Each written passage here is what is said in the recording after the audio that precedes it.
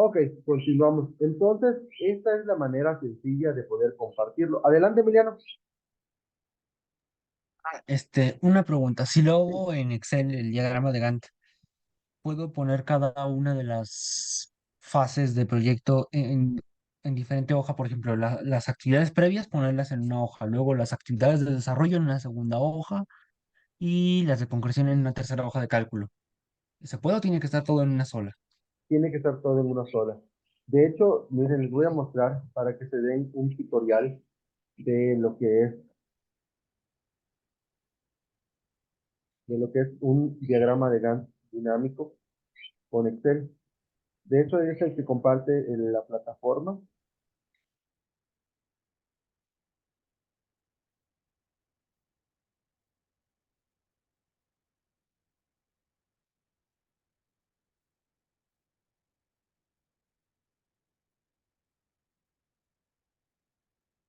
Ok, este segundo video que aparece aquí, cómo crear un diagrama de Gantt en Excel, es un tutorial paso a paso para que ustedes puedan visualizar cómo se realiza.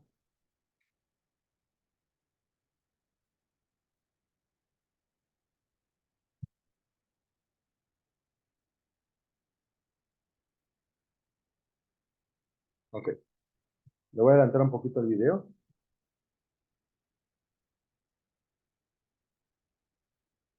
Aquí la parte de la tecnología, que es la parte de la reflexión del estudiante cuando elaboramos un diagrama de Gantt, aquí elaboran una tabla diferente, se llama tabla de distribución.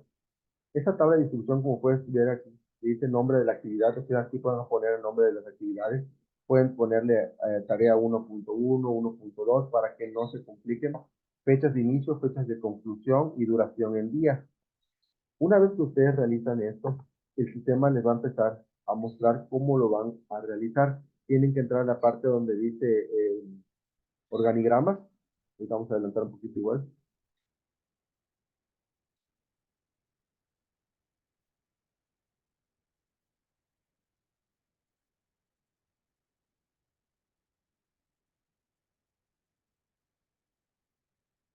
Aquí en la parte, aquí está, en la parte de gráficos, que es el que vamos a utilizar. Lo voy a adelantar un poco para que puedan ver.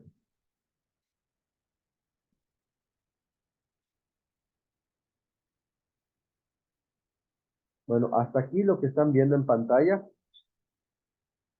Aquí lo que están viendo en pantalla aún no es un diagrama de Gantt. Esto es un diagrama de barras, para que no nos vayamos a confundir. El diagrama de Gantt siempre va a mostrar las fechas iniciales y las fechas de conclusión, o sea que no va a ser parejo. Y aquí lo que van a hacer, va a ser la persona que está haciendo el tutorial, es modificar esas columnas azules para que no aparezca el color. Y esto ustedes lo pueden ir viendo paso a paso con este video. Se los voy a compartir en el chat. Voy a adelantar un poco más.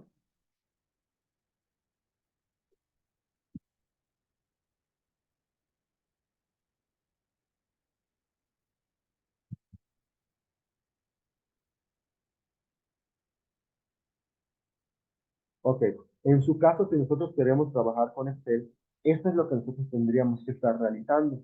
Así debería aparecer. Lógicamente aquí ya no va a aparecer los responsables de actividades y tareas, porque estamos utilizando lo que es la parte de Excel. Aquí lo importante va a ser la tabla de distribución y lo que son los tiempos de realización, acordes a lo que son las actividades. En su caso, nosotros queremos aplicar la tabla de responsables de actividades y tareas, puede ir como extra. Sin embargo, lo que va a interesar aquí es que aparezca exactamente la actividad, por ejemplo, esa actividad A, que tenga acorde a la fecha de inicio, que es 15 de julio, como pueden ver aquí, y que termina en 25 de julio, y así consecutivamente. Les voy a compartir este link en el chat para que lo puedan ir checando. Es muy sencillo de hecho, no tiene mucha ciencia elaborarlo con esta, pero para que puedan ir checándolo paso a paso. Le voy a rezar la presentación. Vamos a ver lo que es la parte del diagrama de Gantt. Vamos a ver su historia.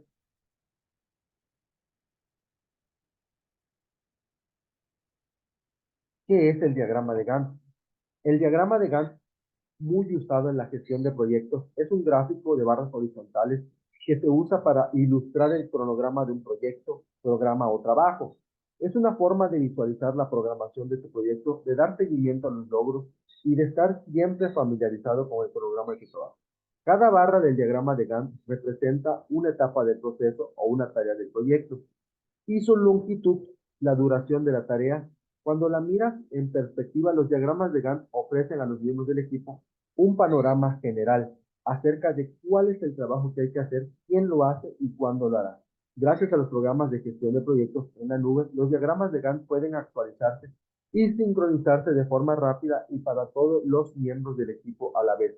O sea que lo que nos va a hacer el diagrama de Gantt con las tecnologías emergentes es simplificar las tareas para que sea muy sencillo. Me salió mal algo, simplemente lo borro con la tecla de borrado y vuelvo a colocar la información y automáticamente la tecnología lo que va a hacer es mover automáticamente esas barras.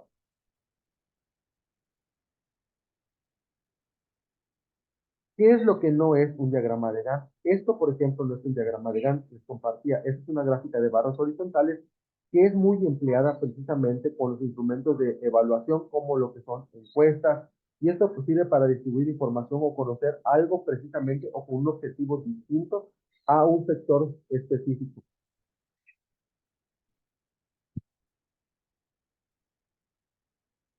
Me voy a adelantar un poquito sobre la comunicación, porque quiero que vean la parte de los escenarios. Ya se nos da tiempo, me regreso a la parte de... Ok. En la fase 6, ustedes van a estar trabajando con algo que se llama análisis de escenarios. El análisis de escenarios es un estudio que se utiliza en la parte financiera, como bien les compartía, para determinar la factibilidad técnica del proyecto. El análisis de escenarios simplemente son futuros hipotéticos que están basados en probabilidad y estadística. O sea que si se dan cuenta, aquí vamos a utilizar algo que se llama probabilidad estadística. ¿Y por qué probabilidad y estadística? Porque la probabilidad nos va a indicar el porcentaje que puede existir de probabilidad que suceda un evento. Es como, por ejemplo, si yo tengo un dado que tiene 6 lados. Si yo lanzo ese dado al aire, ¿qué probabilidad hay de que caiga un número 6? Puede existir 1/6 o un sexto de probabilidades, o 4/6, 4/6, 4/6. Pero si yo, ¿qué pasa si yo digo que hay un 50%? Estaría mintiendo. Porque como tiene 6 lados la cara, no va a haber un 50%, va a haber un 20%, por ejemplo. Pero ¿qué pasa si yo tengo una moneda que tiene cara y cruz? ¿Qué probabilidad hay de que caiga cara o caiga cruz? Ahí sí hay un 50%, porque solamente tiene 2 caras. Parecido vamos a estar trabajando esta semana. Ustedes van a estar elaborando escenarios a partir, por eso lo dice las instituciones, elabora escenarios a partir de las fases del diagrama de Gantt que elaboraste. ¿Cuáles son las fases del diagrama de Gantt que ustedes están elaborando? Fase inicial, fase de desarrollo y fase de consecución. O sea, que su trabajo que van a entregar debe de presentar 3 escenarios optimistas y 3 escenarios pesimistas. Les voy a dar la clave para que obtengan el 100%, que me encanta, me gusta mucho que ustedes tengan el 100% y la verdad les agradezco que la mayor parte ha estado tomando las recomendaciones. Para que ustedes obtengan el 100%, todos los escenarios que ustedes creen, pásenlos en estadísticas o en probabilidad. Por ejemplo, 95% de la sociedad accede a visitar el proyecto la primera semana de mayo, por lo que se da la pauta a la primera fase de desarrollo. Boom. Ah, yo estoy hablando que tengo un 95%. Eso es mi escenario optimista. El escenario optimista, ustedes pueden ver que hay un recuadro, dice el mejor, propuestas de solución y acciones a realizar. El mejor es el escenario optimista. Yo tengo que el 95% de esta sociedad va a asistir. Ok, ok, va a asistir a mi proyecto que se llama tal. ¿Qué propuestas de solución le voy a brindar? Ninguna. Ah, pero ¿por qué no le voy a poner propuestas de solución al escenario optimista? Porque el escenario optimista es lo mejor que les puede pasar a su proyecto. O sea, que el escenario optimista no lleva propuestas de solución. Ah, en el escenario optimista solo va a haber escenario optimista, propuestas de solución quedan en blanco y acciones que se van a realizar, ahí sí se van a colocar. Las acciones que van a realizar son todas aquellas estrategias que ustedes decidirían para poder mantenerse en ese optimismo. Es decir, ¿cómo yo puedo mantener a ese 95% de la sociedad siempre y que no se me vaya a caer ese 95 y caiga 80%?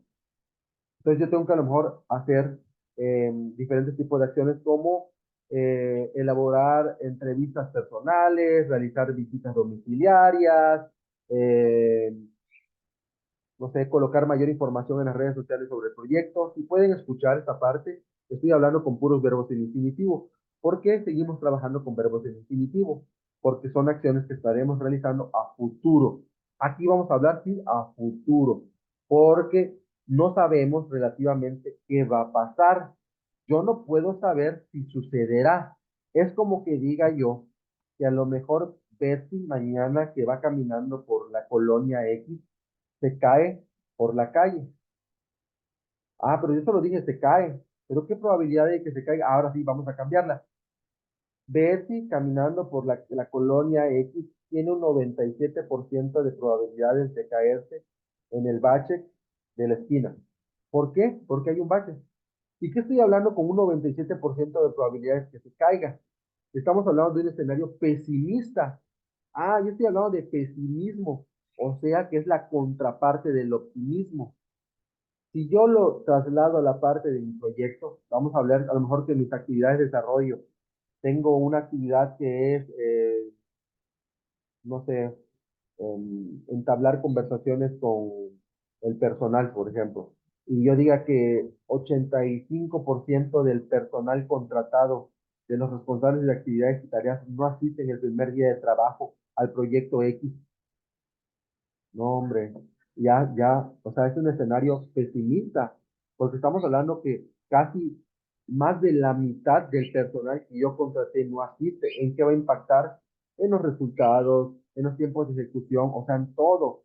Ahora bien, ahí sí, ¿qué propuestas de solución yo pondría para poder solucionar esa parte? O sea, que ese 85, 87, 90% que yo contraté de responsables de actividades realmente asista. ¿Y qué acciones yo realizaría para mejorar ese escenario? O sea que en los escenarios optimistas iban llenos los tres recuadros.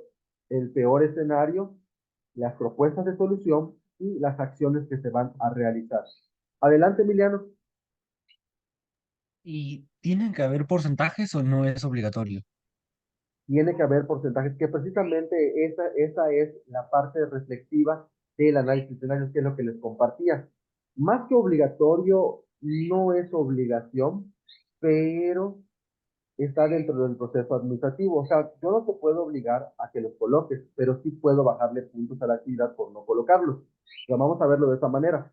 ¿Por qué? Porque realmente no estamos cumpliendo con el aprendizaje esperado de los escenarios. Realmente los escenarios, como ahorita les voy a compartir, es un modelo financiero que viene dentro de la parte del estudio financiero. Si nosotros no colocamos las cosas como deben de ser, entonces no estamos cumpliendo con la estructura y la argumentación del tema, que es lo que realmente importa. Adelante, ¿tienes otra duda, Emiliano? No, gracias. Ok. Y bien, vamos a ver entonces qué es la viabilidad financiera. Dice, con la planificación de múltiples escenarios, las empresas pueden analizar varios resultados comerciales potenciales y pronosticar cómo se vería el rendimiento general con cada uno de sus modelos. Usaremos preguntas como, ¿qué pasaría con las ventas? Si ustedes pueden ver, aquí voy a hablar mucho sobre ventas. Eso lo van a trasladar ustedes hacia su parte de su proyecto. ¿Por qué es importante trabajar con porcentajes? ¿Por qué no estructurar un escenario a través de decir, parte del personal no asiste? Ajá, parte del personal, pero ¿cuál parte del personal? El 50%, el 60%, la mitad. Más de la mitad del personal, pero ¿cuál es más de la mitad? Por eso es importante redactar o hacer una redacción acorde a un escenario. Estamos hablando sobre probabilidades hipotéticas. Y si hablamos de hipótesis, las hipótesis son planteamientos hipotéticos, planteamientos a futuro que no se saben si se van a realizar. Entonces, ¿qué pasaría si? ¿Qué pasaría si no contraté adecuadamente a todo el personal? Pues 90% de mi proyecto se viene abajo. Ah, pues sí, ¿verdad? Ya no lo puedo realizar. Plantilla de empleados, ¿qué pasaría así? Flujo de caja, ¿qué pasaría si yo no contemplé correctamente los recursos financieros? Pregúntense ustedes eso en su cabeza. ¿Qué pasaría si yo no contemplé correctamente los recursos financieros para mi proyecto? Pues lógicamente casi el 100% de mi proyecto no tendría la viabilidad correcta, o sea, la solvencia para poder adquirir una deuda. Entonces, los impulsores clave de cada escenario se identifican y modelan para crear una imagen completa del presupuesto pronóstico. Esto permite a las empresas prepararse mejor y predecir el rendimiento futuro y ayudar a tener en cuenta las áreas de incertidumbre. O sea, realmente, ¿qué problemas pueden existir dentro de mi proyecto? ¿Por qué es importante el modelado financiero de múltiples escenarios? Cuando la empresa crea un presupuesto anual, captura los mejores supuestos para el rendimiento en el próximo año. Estas suposiciones están influenciadas en gran medida por los datos y tendencias históricas, o sea que realmente el análisis de escenarios se basa en tendencias históricas, en sociodemografía. Ahí viene la importancia de lo que hablábamos en la semana 1, sociodemografía de población. ¿Qué pasaría si yo no contraté correctamente a los responsables de actividades y tareas referente a mi sociodemografía de población? Lógicamente no voy a poder, el 97% de la fase de las actividades previas no la voy a poder realizar porque no contemplé correctamente a mi recurso humano. Entonces, la estrategia de la empresa, la experiencia de industria del contribuyente y presupuesto, la visión del mercado y la economía actual. Entonces, cuanto más precisos sean los contribuyentes del presupuesto con sus suposiciones, más preciso será el presupuesto cuando se compare con el rendimiento real. Vamos a tener en cuenta que un presupuesto anual detallado solo va a representar un resultado potencial de las múltiples variables que podrían presentarse en el próximo año. O sea, que las variables pueden ser diferentes caminos.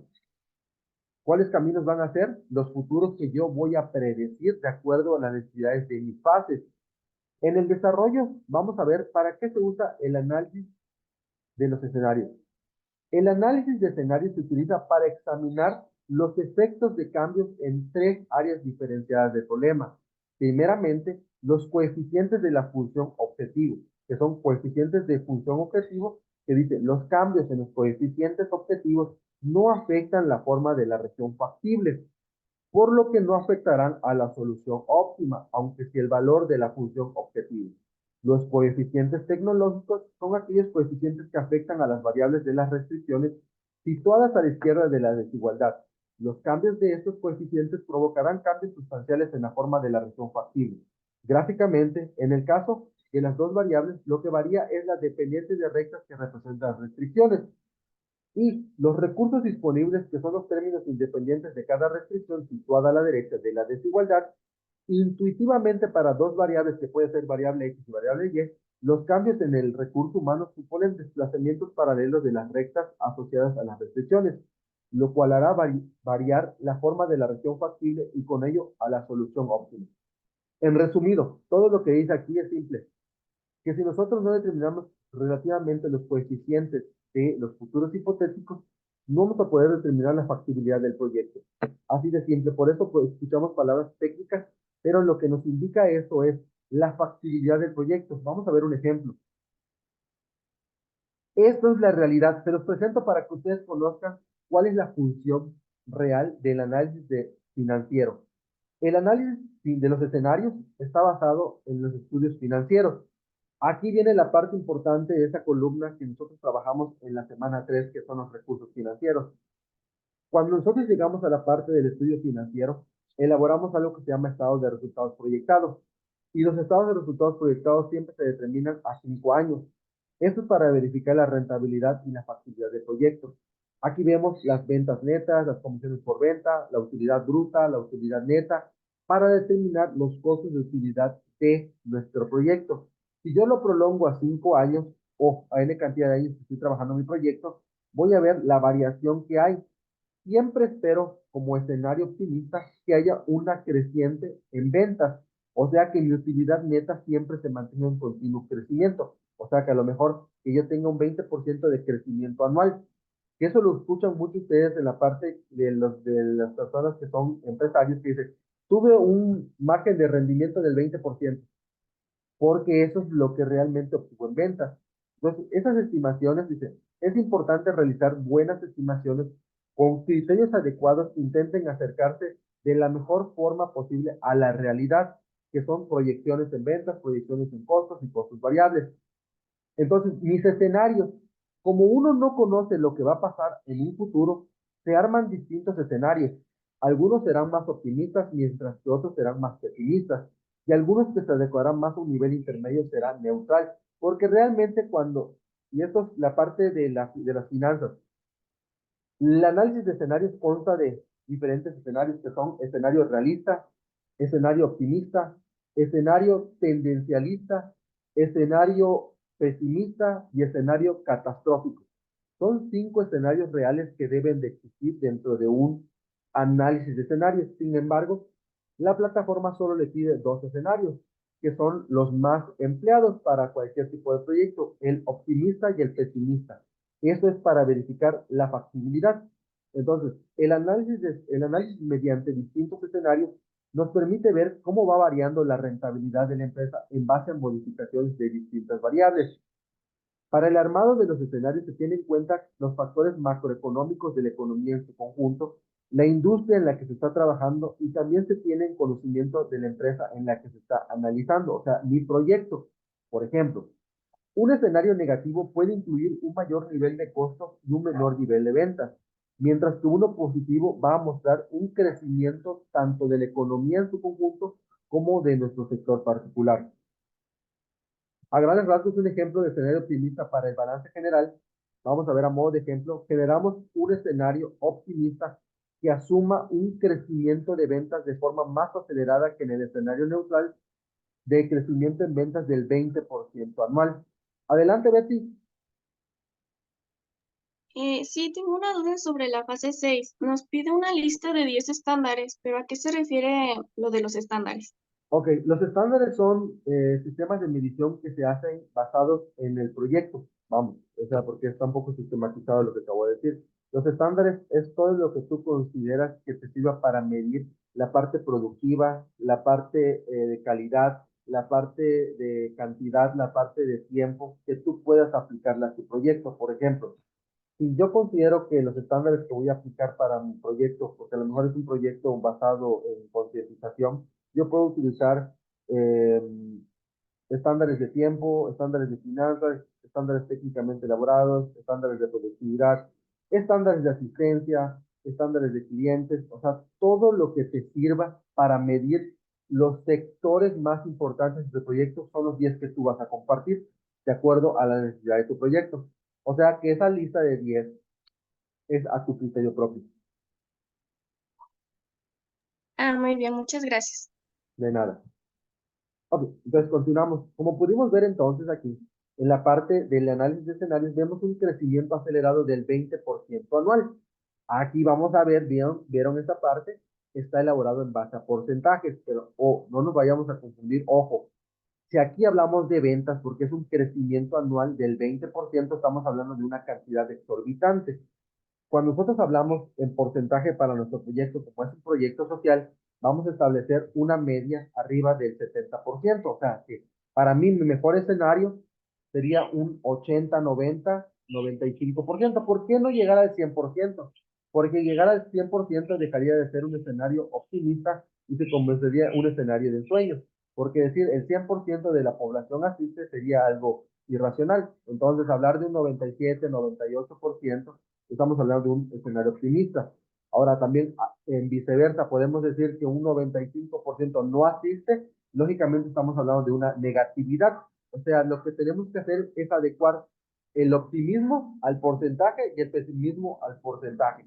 Que ya, de igual manera yo puedo decir 15% de la sociedad no sé, de la delegación Azcapotzalco de la Ciudad de México asiste a la primera junta vecinal. Estamos hablando que es una mínima cantidad. Si estamos hablando que la delegación Azcapotzalco a lo mejor tiene más de 1 millón de personas, estamos hablando que un 15% es una nada.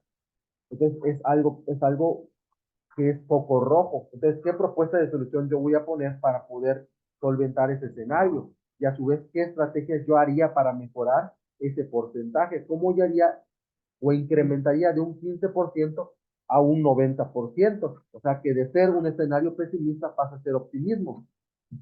Aquí, por ejemplo, modo de ejemplo, pueden ver que el crecimiento anual en 20% va creciendo año con año. Pero a escenario pesimista vemos un ejemplo que dice, también generaríamos un escenario pesimista que asume que los costos aumentan de forma más rápida que en el escenario neutral, lo cual podría ser, por ejemplo, por inflación. Imagínense que el efecto inflacionario afecte a los proyectos. Ese escenario también asume que en el cuarto año de iniciado el proyecto bajan las ventas por un impacto negativo, que el analista estima por diversos factores. Año 1 me fue bien, año 2 me fue bien, año 3 me fue bien, 2016, pueden ver aquí en la tabla, tuve pérdida. ¿Y qué significa la pérdida en una empresa? Puede ser que la empresa se vaya a la quiebra. Estamos hablando, si ustedes pueden ver la diferencia que hay entre el año 2015 y en el 2016, es una diferencia abismal en pérdida de ventas. Que yo pueda decir que en el 2017 me medio recuperé, pero no estoy recuperado al 100%, porque donde fue mi mejor escenario tendencialista es en el 2015. En el 2015 tuve un auge en ventas, pero si ustedes pueden ver, empecé a disminuir, disminuí, subí. O sea que hay una brecha dentro de estos escenarios. Precisamente para esto nos va a servir elaborar los futuros hipotéticos, las acciones y las propuestas de solución. Por si en dado caso pasara cualquiera de esos escenarios, ya tendríamos esas estrategias y esas propuestas de solución para poder mitigar a esos escenarios hipotéticos. En la parte de las finanzas nos va a servir para estas fórmulas. BA es igual a BF, valor actual, es igual a valor futuro entre 1 más lo que es la inversión inicial elevado a la n potencia. Y el BAM, valor actual neto, y la TIR, que es la tasa interna de retorno, que es igual al valor actual neto, igual a la inversión inicial, que es la suma de lo que es el número total de periodos, y el año en el que se va obteniendo, que es la parte de flujo de caja, que ese es el capital con el que nosotros iniciamos, que es nuestro recurso financiero, entre 1 más lo que es la tasa interna de retorno igual a 0. Si, por ejemplo, supongamos que en algún momento ustedes estudian finanzas y ven que la tasa interna de retorno es mayor a 0, no, hombre, su proyecto es un éxito, porque entonces quiere decir que si supongamos que la tasa interna de retorno les da a 2 años, quiere decir que en 2 años yo te voy a devolver lo que tú invertiste como capital, que eso lo podíamos ver también en los programas de Shark Tank. Esas personas que se entraban ahí como inversionistas tenían una calculadora mental que sacaban sus cuentas y decían, no, pues es que me estás pidiendo 1.5 millones por el 10% de esta empresa que voy a recuperar en más de 5 años. No me va a servir. ¿Por qué? Porque la moneda de hoy no tiene el mismo valor que mañana. Y imagínense, si el valor de mañana no lo sé, imagínense en 5 años que yo lo vaya a recuperar. Puede ser un escenario al aire, porque yo no voy a saber si a 5 años esta moneda vale más o vale menos, como sucedió con el dólar, que en su momento mucha gente estuvo comprando dólares y de repente si ustedes veían que compraron tantos dólares y decían, luego lo cambio en las casas de cambio, pero cuando se daban cuenta ya no tenían más valor y está ahorita el dólar está casi en 16, 25, 16.70 a la compra, o sea, de cómo estuvo en su auge en 23 pesos.